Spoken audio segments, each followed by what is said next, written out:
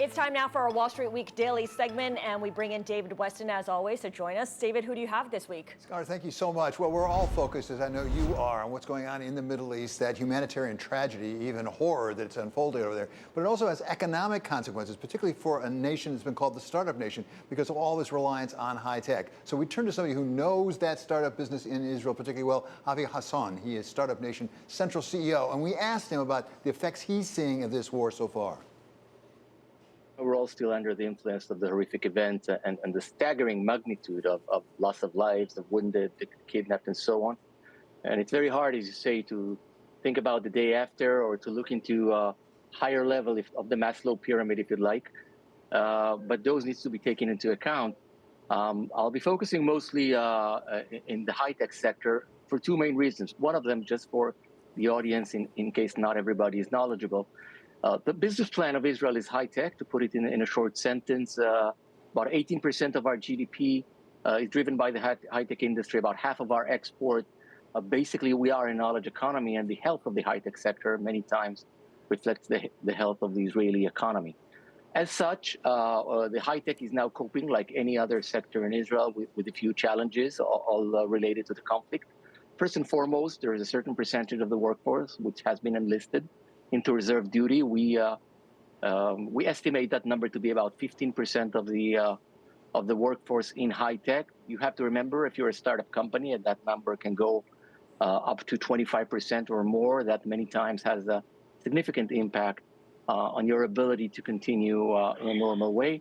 Not to mention the many people whose spouses have been enlisted or are unfortunately, suffered personally and have friends, relatives that have been casualties of really this horrific event. I must say that the management teams of the companies that we've been talking have been extremely efficient in shifting internal resources to try to make sure that business continuity, customer support, manufacturing when relevant, all continue. And unfortunately, at Israel, we have a lot of experience in dealing in situations, well, not similar to this. This is a different event. But the ability to keep running while there's a crisis of any kind, COVID, geopolitical, or economic, is something that the Israeli high-tech is well experienced in dealing with. And as I understand it, Avi, it's not a coincidence that there's some intersection between the high-tech business in Israel and the military. Having read Dan Steiner's book about a startup nation, I understand that a lot of the expertise actually comes out of military service. So a lot of the people who are being called up are essential to the high-tech business. Yeah, that is correct. I mean, obviously, when it comes to some of the technology units, but honestly, the situation we're right now is where we have hundreds of thousands of enlisted people. So it really touches each and every sector of the economy as such.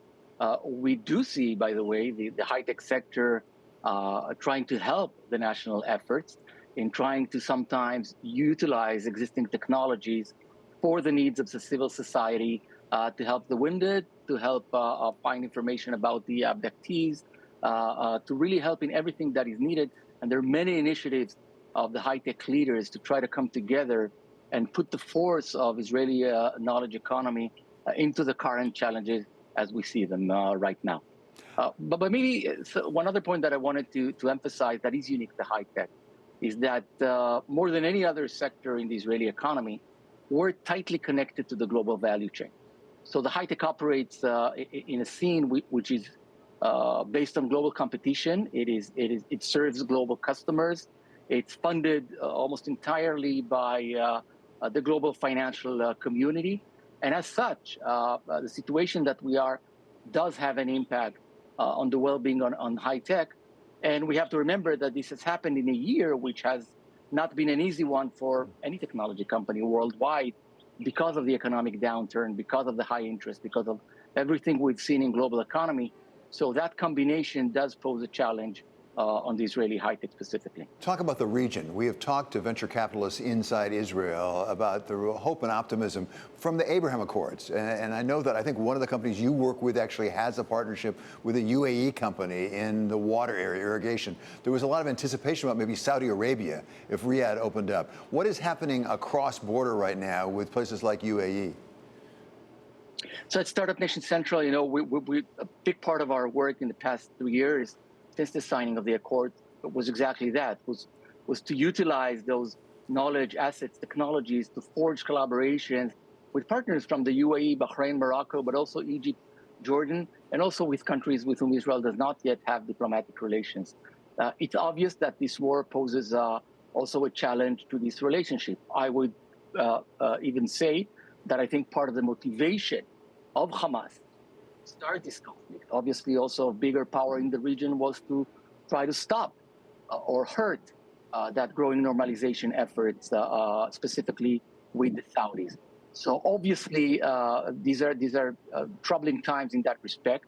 It's much harder now to conduct that sort of business. All of these governments in the region have internal public opinion to be taken care of. But I can tell you from personal discussions that I've been having with them, they're all very much aware of the different challenges, but also risks that those forces pose to the region. They're all trying to diversify their own economies. They're all trying to move away from oil-based economies to knowledge-based economies. They all have an interest in that collaboration in Israel, in a strong Israeli from the military front, but also in utilizing and combining forces for mutual prosperity. It's all about that. I think, we've had the forces trying to pursue collaborative prosperity, and innovation has that nature. When you work with someone, really it's a win-win situation. And then, unfortunately, we had forces which had, would truly prevail this week. But I'm sure it will just be a short-term win, which will end up with their significant loss, which are trying to push that away. So I think it'll take time to go back to where we were. I think the forces are too strong to stop progress and to stop innovation from achieving its collaborative prosperity.